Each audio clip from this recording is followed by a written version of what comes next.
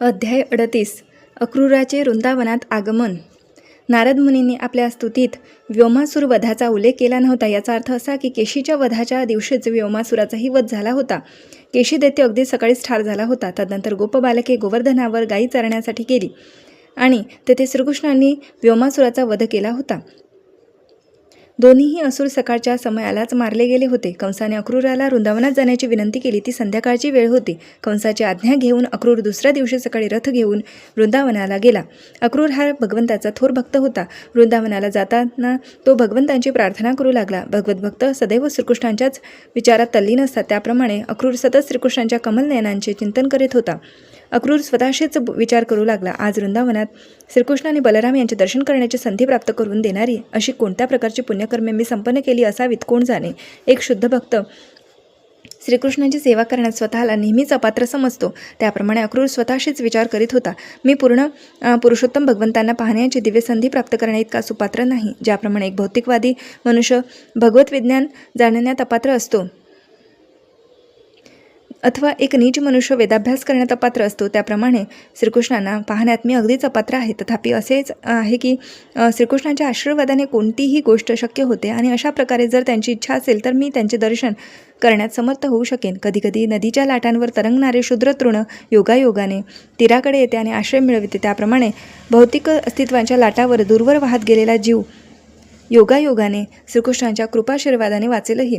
श्रीकृष्णांची इच्छा असेल तर मी त्यांचे दर्शन करू शकेन. तसे होईल तर माझ्यासारखा भाग्यवान कोण असेल. अहो, मोठमोठे योगी ज्यांच्या दर्शनाची लालसा करतात त्यांच्या दर्शनाचा दिवस अतिशय मंगल असेल. माझ्या गतजन्मातील सर्व पापकर्मे नष्ट झालेली असतील आणि भाग्यवान मनुष्य जन्म यशस्वी होईल. कंसाने देखील माझ्यावर किती किती उपकार केले आहेत. त्यानेच मला कृष्ण बलरामांना आणण्यासाठी पाठवले आहे आणि भगवत दर्शनाची संधी उपलब्ध करून दिली आहे. अहो, पूर्वी थोर थोर ऋषी आणि संत केवळ श्रीकृष्णाच्या चरण कमळांचे दीप्तिमान नखचंद्र पाहून भौतिक जगातून मुक्त झालेले आहेत. तेच पूर्ण पुरुषोत्तम आता सामान्य मानवाप्रमाणे अवतीर्ण झाले आहे आणि मी त्यांना प्रत्यक्ष पाहण्यास समर्थ होणे हे माझे अहोभाग्य आहे. अक्रूराने विचार केला की भगवान शिव, ब्रह्मदेव, नारद यासारखे देवश्रेष्ठ देखील वृंदावन भूमीवरून भ्रमण करणाऱ्या व गोप कुमारींच्या कुंकुमराग रंजित उरोजांना स्पर्श करणाऱ्या भगवान श्रीकृष्णांच्या चरणकमळांची आराधना करतात आणि आज त्या सर्व मंगल चरणकमळांचे आपल्याला दर्शन होईल या आशेने अक्रूराचे हृदय हेलावून गेले. तो पुढे विचार करू लागला, मी आज फारच भाग्यवान ठरणार आहे. मी आज त्यांच्या सर्व मंगल चरणकमळांचे तसेच ललाटावर व नासिकेवर तिलक शोभणाऱ्या मधुर मुखाचे दर्शन करू शकणार आहे. आज मला त्यांचे स्मितहास्य पाहता येईल, त्यांची सुंदर अलकावली पाहता येईल. ही संधी मला मिळणारच आहे, कारण आज हरणे मला उजवी घालून जात आहे. आज मला विष्णू लोकाच्या दिव्य राज्याचे सौंदर्य अवलोकन करणे शक्य होणार आहे, कारण श्रीकृष्ण परम विष्णू आहे आणि ते आपल्या स्वेच्छेने स्वतःच अवतीर्ण झाले आहे. ते रसराज आहे, म्हणून आज माझ्या नेत्रांचे सार्थक होणार आहे. भगवान श्रीकृष्ण हे परम विष्णू आहे, ते अक्रूराला माहीत होते, यात शंकाच नाही. भगवान विष्णू भौतिक प्रकृतीवर दृष्टिपात करतात आणि विश्वसृजन होते आणि विष्णू जरी भौतिक जगाची उत्पत्ती करते असले तरी ते आपल्या स्वतःच्या शक्तीने भौतिक शक्तीच्या प्रभावातून मुक्तच राहतात. ते आपल्या अंतरंगा शक्तीने भौतिक शक्तीचा अंधकार भेदून टाकतात. त्याचप्रमाणे मूळ विष्णू श्रीकृष्णांनी आपल्या अंतरंगा शक्तीचा विस्तार करून वृंदावनवासींना उत्पन्न केले आहे. ब्रह्मसंहितेत म्हटले आहे की श्रीकृष्णांचा परिकर व धाम हे त्यांच्याच अंतरंगा शक्तीचे विस्तार आहे. श्रीकृष्ण ज्या अंतरंगा शक्तीचे गोलोक वृंदावनात प्रदर्शन करतात तीच त्यांची अंतरंगा शक्ती वृंदावनात देखील प्रकट आहे. तेथे ते आपल्या मातापित्यांच्या वात्सल्य प्रेमाचा तसेच आपल्या मित्रांच्या व गोपींच्या संगतीचा आनंद घेत असतात. अक्रूराच्या विधानावरून हे स्पष्ट होते की श्रीकृष्ण त्रिगुणातीत आहेत, म्हणून त्यांच्या प्रेममय सेवेत सदैव संलग्न असलेले वृंदावनवासी देखील दिव्यच आहेत. अक्रूराने श्रीकृष्णांच्या दिव्य लीलांची आवश्यकता देखील जाणली. त्याने विचार केला की श्रीकृष्णांचे दिव्य कार्य, उपदेश, लीला हे सर्वच जनसामान्यांच्या कल्याणासाठीच आहे. भगवंतांचे दिव्यरूप, गुण, लीला, परिकर या सर्वांची चर्चा करून लोक सदैव कृष्ण भावने स्थिर राहू लागतात. त्यामुळे संपूर्ण विश्व मंगलपूर्वक एकत्र नांदू शकते व शांततेने प्रगती करू शकते. परंतु कृष्ण भावनारहित संस्कृती केवळ अलंकृत केलेल्या मृत शरीराप्रमाणे आहे. एखादे प्रेत जरी सुंदर रीतीने शृंगारले असले तरी चेतनेविना अशी सजावट व्यर्थ आहे. त्याप्रमाणे कृष्ण भावनारहित समाज निष्प्राण व निष्प्रयोजन आहे. अक्रूराने विचार केला, पूर्ण पुरुषोत्तम भगवान श्रीकृष्ण आता यदुकुळातील एक वंशज म्हणून अवतीर्ण झाले आहेत. धर्मतत्वे म्हणजे त्यांनी निर्माण केलेले नियम आहे. जे अशा नियमांचे पालन करतात ते देवता व जे नियम पालन करीत नाहीत ते असुर होत. जे भगवंतांच्या नियमांचे गंभीरपणे पालन करतात अशा देवतांचे संरक्षण करण्याकरिताच ते अवतीर्ण झाले आहेत. देवता आणि भगवत त्यांच्या नियमांचे आनंदाने पालन करतात आणि श्रीकृष्ण त्यांना सर्व प्रकारचे संरक्षण देण्यात आनंद घेतात. भगवद्गीतेत म्हटले आहे, श्रीकृष्णांनी केलेले साधुजनांचे संरक्षण व दुर्जनांचा नाश अशी कार्ये सर्वांना श्रवण कीर्तनासाठी सदैव मंगलकारक आहेत. भगवंतांची अशी यशस्वी कृत्ये देवता आणि भक्तांकडून सदैव अधिकाधिकच गायली जातात. पूर्ण पुरुषोत्तम भगवान श्रीकृष्ण हे गुरूंचे गुरु आहेत. ते पतित जीवांचा उद्धार करणारे आहे. तिन्ही लोकांचे अधिपती आहे. जो कोणी प्रेमजनांनी माखलेल्या नेत्रांनी त्यांचे दर्शन करण्यास समर्थ होतो तो त्यांच्याकरिता सुखमय नयनोत्सवच असतो. खरोखर ज्या भगवंतांनी आपल्या दिव्य सौंदर्याने सौभाग्य देवता लक्ष्मी हिला स्वतःसोबत सदैव निवास करण्याकरिता आकर्षित करून घेतले आहे त्यांचे आज मी दर्शन करू शकेन. मी वृंदावनात जाता क्षणीच रथातून खाली उतरणार आहे आणि प्रकृतीच्या आणि अखिल प्राणीमात्रांच्या त्या अधिपतीला साष्टांग दंडवत घालणार आहे. थोर थोर योगी सदैव श्रीकृष्णांच्या चरणकमळांची उपासना करीत असतात आणि मी देखील त्यांच्या चरणांची पूजा करून वृंदावनातील त्यांच्या गोपाळ बालमित्रांप्रमाणे त्यांचा एक मित्र होईल. जेव्हा मी अशा प्रकारे श्रीकृष्णांसमोर नतमस्तक होईल तेव्हा ते निश्चितच माझ्या शिरावर आपला अभयकर ठेवतील. त्यांच्या चरणकमळाखाली आश्रय घेणाऱ्या सगळ्याच बद्धजीवांना त्यांचा वरदहस्त अर्पण करण्यात येत असतो. भौतिक अस्तित्वाचे भय धरणाऱ्या सर्व लोकांकरिता श्रीकृष्ण हेच जीवनाचे अंतिम ध्येय आहे आणि जेव्हा मी त्यांचे दर्शन करेन तेव्हा निश्चितच ते मला त्यांच्या चरणकमळांचा आश्रय प्रदान करतील. त्यांच्या करकमळाचा स्पर्श माझ्या शिरावर प्राप्त होईल अशी मला आशा आहे. जेव्हा त्या करकमळांचा स्पर्श देवराज इंद्राच्या व बळी महाराजांच्या उपहारांना झाला तेव्हा ते दोघेही विश्वाधिपती होण्यास सुपात्र झाले. याच करकमळांच्या स्पर्शाने रासलीलेत नृत्य करून थकलेल्या गोपींचा पूर्णपणे श्रम परिहार झाला होता. अशा प्रकारे अक्रूराने श्रीकृष्णांचा वरदहस्त प्राप्त होण्यासाठी अपेक्षा केली. अक्रूराला जाणीव होती की स्वर्गाचा राजा आणि मध्य ऊर्ध्व अशा त्रैलोक्याचा धनी देवराज इंद्र यांनी श्रीकृष्णांना केवळ थोडेसे जल अर्पण केले होते आणि त्या उपहाराचा श्रीकृष्णाने स्वीकार करून त्याच्यावर कृपा केली होती. त्याप्रमाणे बळी महाराजांनी वामनदेवांना केवळ 3 पावले भूमीचे दान व थोडेसे जल अर्पण केले. वामनदेवांनी त्यांचा स्वीकार केला आणि त्या आशीर्वादाने बळी महाराजांनी इंद्रपदाची प्राप्ती केली. श्रीकृष्णासोबत रास नृत्य करताना गोपी अतिशय थकल्या होत्या आणि जेव्हा श्रीकृष्णाने मानस सरोवरात उमलणाऱ्या कमळफुलाप्रमाणे सुगंधी व कोमल अशा आपल्या हाताने गोपीच्या मुखावरील मोत्यांसारखे सुंदर स्वेदबिंदू पुसले तेव्हा गोपींचा थकवा दूर झाला. अशा रीतीने अक्रूर श्रीकृष्णांच्या त्या परम करकमळांचा आशीर्वाद प्राप्त होण्याची अपेक्षा करीत होता. श्रीकृष्णांचा तो कर सर्व प्रकारच्या मनुष्यांवर कृपावर्षाव करणारा आहे. त्यासाठी त्यांनी कृष्ण भावनेचा स्वीकार करायला हवा. जर कोणाला स्वर्गराज इंद्रासारखे सुख हवे असेल तर असा वर तो श्रीकृष्णाच्या वरदहस्तांकडून मिळवू शकतो. जर कोणाला भौतिक अस्तित्वाच्या वेदनातून मुक्ती हवी असेल तर असे वरदान देखील तो श्रीकृष्णांच्या वरदहस्तांकडून प्राप्त करू शकतो. आणि जर कोणी श्रीकृष्णांविषयीच्या शुद्ध प्रेमातून त्यांची वैयक्तिक संगत आणि त्यांच्या दिव्य शरीराचा स्पर्श इच्छित असेल तर असा वर देखील तो श्रीकृष्णाच्या वरदहस्ताने प्राप्त करू शकतो. तथापि अक्रूराला मनात भय वाटत होते, कारण तो कंसाच्या आज्ञेवरून गोकुळात आलेला होता. तो विचार करू लागला, मी शत्रूचा दूत म्हणून श्रीकृष्णांकडे निघालो आहे. त्याचवेळी त्याने विचार केला, श्रीकृष्ण परमात्मा म्हणून प्रत्येकाच्या हृदयात स्थित आहेत, म्हणून त्यांना माझ्या हृदयाची जाणीव असणारच. अर्थातच अक्रूर जरी श्रीकृष्णाच्या शत्रूच्या विश्वासातला असला तरी त्याचे हृदय निर्मळ होते. तो श्रीकृष्णांचा शुद्ध भक्त होता. त्याने केवळ श्रीकृष्णांच्या भेटीकरिताच कंसाचा हस्तक होण्याचे भय पत्करले होते. त्याला असा विश्वास होता की आपण जरी कंसाचा प्रतिनिधी म्हणून गोकुळाला निघालो असलो तरी श्रीकृष्ण मात्र कधीही आपल्याला शत्रू मानणार नाही.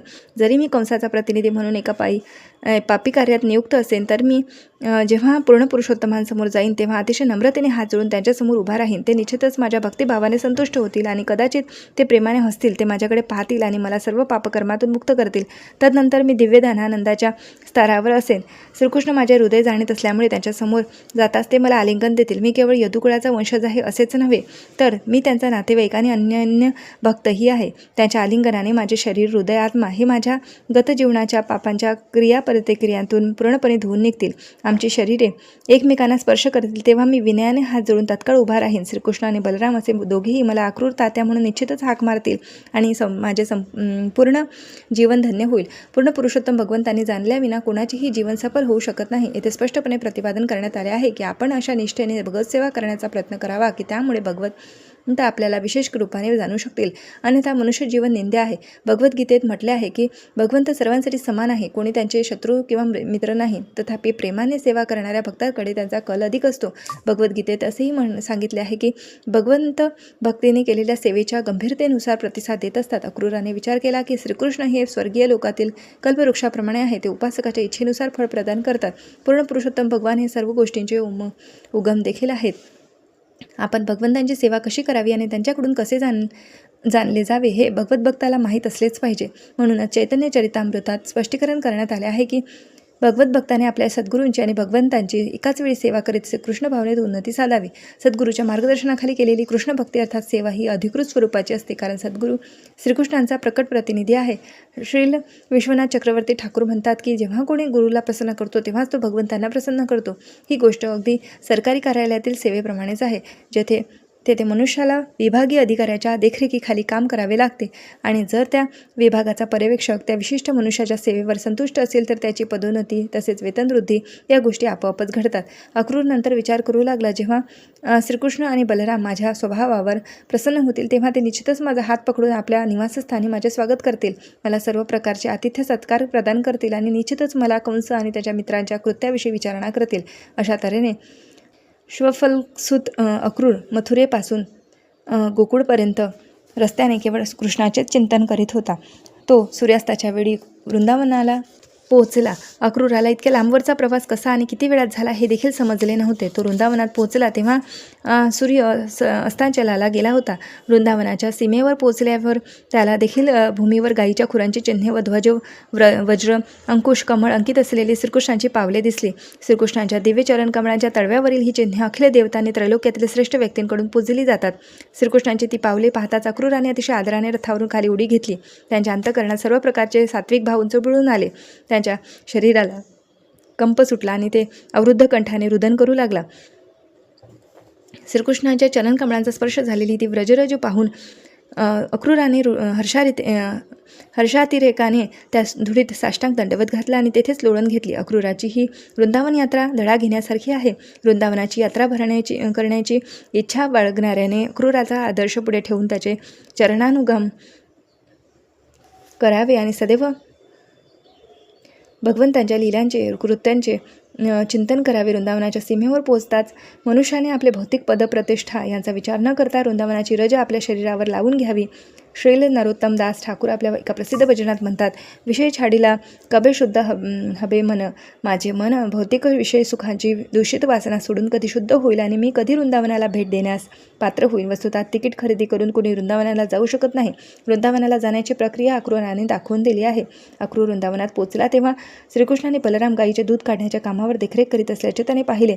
श्रीकृष्णाने पिवळ्या रंगाची वस्त्रे परिधान केली होती आणि बलरामांनी निळ्या रंगाची. त्यांचे नयन अगदी शरद ऋतूत फुलणाऱ्या सुंदर कमळ फुलासारखे होते. त्यांनी नुकतेच किशोर वयात पदार्पण केले होते. त्यांची शारीरिक लक्षणे समान होती, परंतु श्रीकृष्णाच्या शरीराचा वर्ण श्याम आणि बलरामांच्या शरीराचा वर्ण श्वेत होता. दोघेही सौभाग्य देवता लक्ष्मीचे आश्रयस्थान होते. त्यांची शरीरे सुडौल बांध्याची होती. त्यांचे बाहू सुंदर होते, वदने मनोहर होती. ते हत्तीप्रमाणे सुदृढ होते. आता श्रीकृष्ण बलरामांच्या ध्वज वज्र अंकुश कमळ अशा चिन्हांनी अंकित असलेल्या पावलांचे दर्शन केल्यानंतर अक्रूराला त्यांचे प्रत्यक्ष दर्शन होत होते. ते अतिशय प्रभावी व्यक्तिमत्वे होती, तरी देखील ते स्मितहास्य करीत अक्रूराकडे दृष्टी टाकीत होते. अक्रूराने जाणले की ते दोघेही वनातून गायी चारून घरी आलेले आहेत. त्यांनी स्नान उरकून स्वच्छ कपडे घातले होते. पुष्पहार व हिऱ्याचे मौल्यवान हार घालून शृंगार केला होता. त्यांच्या आश्रय अंगावर चंदनाची उटी लावलेली होती. अक्रूराने फुलांच्या आणि चंदनाच्या सुगंधांची तसेच श्रीकृष्णाच्या बलरामांच्या उपस्थितीची तोंड भरून प्रशंसा केली. भगवान श्रीकृष्ण आणि त्यांचे स्वयंप्रकाश रूप भगवान बलराम यांचे प्रत्यक्ष दर्शन झाल्याने अक्रूराने स्वतःला परमकृतार्थ मानले, कारण ते सृष्टीचे आदिकारण आहेत हे त्याला माहीत होते. ब्रह्मसंहितेत प्रतिपादन केल्याप्रमाणे श्रीकृष्ण मूळ भगवंत आहे, सर्व कारणांचे कारण आहे. अक्रूराला जाणीव होती की स्वयं भगवान आपल्या सृष्टीच्या कल्याणार्थ तसेच धर्मतत्वांची पुनर्स्थापना करण्यासाठी आणि दुष्टांचे निर्दालन करण्यासाठी अवतीर्ण झाले आहेत. ते दोघे बंधू इंद्रनील मण्याचा आणि चांदीचा पर्वत असावे त्याप्रमाणे आपल्या शरीराच्या तेजाने जगाचा सर्व अंधकार नष्ट करीत होते. त्यांना पाहता क्षणीच अक्रूर रथातून खाली उतरला आणि त्याने निसंकोचपणे एखाद्या दंडाप्रमाणे त्याच्यासमोर अंग टाकून दिले. पूर्ण पुरुषोत्तम भगवंतांच्या चरणकमळांचा स्पर्श करून तो दिव्यानंदाने भारावून गेला. त्याचा कंठ अवरुद्ध झाला आणि मुखातून एकही शब्द फुटेना. दिव्यानंदाने त्याच्या नेत्रातून अखंडपणे अश्रुधारा वाहू लागल्या. भावविभोर होऊन तो जडवत उभा राहिला. जणू काही त्याच्या पाहण्याची व बोलण्याची शक्तीच नाहीशी झाली होती. भक्तवत्सल भगवान श्रीकृष्णांनी आपल्या करकमळांनी अक्रूराला उठविले आणि त्याला आलिंगन दिले. भगवान श्रीकृष्ण अक्रूरावर अतिशय प्रसन्न होते असे दिसले. बलराम देखील त्यांना आलिंगन दिले. तदनंतर त्या दोघा बंधूंनी मोठ्या प्रेमाने त्यांचे हात धरून त्याला बैठकीच्या खोलीत आणले आणि बैठकीसाठी सुरेख आसन प्रदान केले. नंतर त्याचे पादप्रक्षालन करून मधुपर्क इत्यादी अर्पण करून त्यांची पूजा केली. अशा रीतीने अक्रूर सुखाने आसनावर विराजमान झाल्यावर श्रीकृष्ण बलरामांनी त्याला एक गाय दान दिली आणि स्वादिष्ट पक्वान्नांची ताटे आणून त्याला अर्पण केली. अक्रूराने प्रेमाने भोजन केले. त्यानंतर बलरामांनी त्याला तांबूल अर्पण केला आणि त्याला अधिक स्वस्थ व संतुष्ट करण्याकरिता चंदनलेप लावला. आपल्या घरी अतिथी आल्यावर त्याचे कसे आदरातिथ्य करावे याची शिकवण घालून देण्यासाठी भगवान श्रीकृष्णाने स्वतः अतिथी सत्काराच्या पद्धतीचे यथायोग्य पालन केले. वेदाज्ञा अशी आहे की जरी अतिथी आपला शत्रू असला तरी त्याचे असे आदरातिथ्य केले जावे की त्याला यजमानाकडून कोणताही त्रास होण्याचे भय राहू नये. जर यजमान निर्धन असेल तर त्याने अतिथीला निदान बसण्याकरिता चटईचे आसन किंवा एक ओंजळभर पाणी तरी द्यायला हवे. श्रीकृष्ण बलरामांनी अक्रूराच्या थोर पदाप्रमाणे त्याचे यथायोग्य आदरातिथ्य केले. अशा रीतीने अक्रूर समाधानाने आसनावर विराजमान झाल्यानंतर नंद महाराजांनी त्याला विचारले, प्रिय अक्रूर, मी तुला काय विचारावे? तू कंसाच्या आश्रयाला आहेस हे मी जाणतो आणि कंस तर महाक्रूर आणि आसुरी प्रवृत्तीचा आहे. त्याचे संरक्षण म्हणजे एखाद्या कसायाने प्राण्यांना दिलेले संरक्षण. तो भविष्यात कधीही त्यांना ठार मारणारच असतो. कंस इतका स्वार्थी आहे की त्याने स्वतःच्या बहिणीची बालके ठार मारली आहे. तेव्हा तो मथुरावासींचे चांगल्या रीतीने पालनपोषण करीत आहे यावर मी प्रामाणिकपणे कसा विश्वास ठेवावा हे विधान अतिशय महत्त्वाचे आहे. जर शासकीय नेते किंवा अधिकारी केवळ स्वार्थातच स्वारस्य ठेवणारे असतील तर त्यांच्याकडून जनकल्याणाची कधीच अपेक्षा केली जाऊ शकत नाही. अशा रीतीने नंद महाराज अक्रूराशी अतिशय प्रसन्न करणाऱ्या शब्दात बोलले तेव्हा अक्रूराचा दिवसभराच्या मथुरा ते वृंदावन प्रवासाचा थकवा पूर्णपणे दूर झाला. अशा रीतीने कृष्णपूर्ण पुरुषोत्तम भगवान या ग्रंथातील अक्रूराचे वृंदावनात आगमन नामक अध्यायातील भक्तिवेदांत भाष्य संपन्न.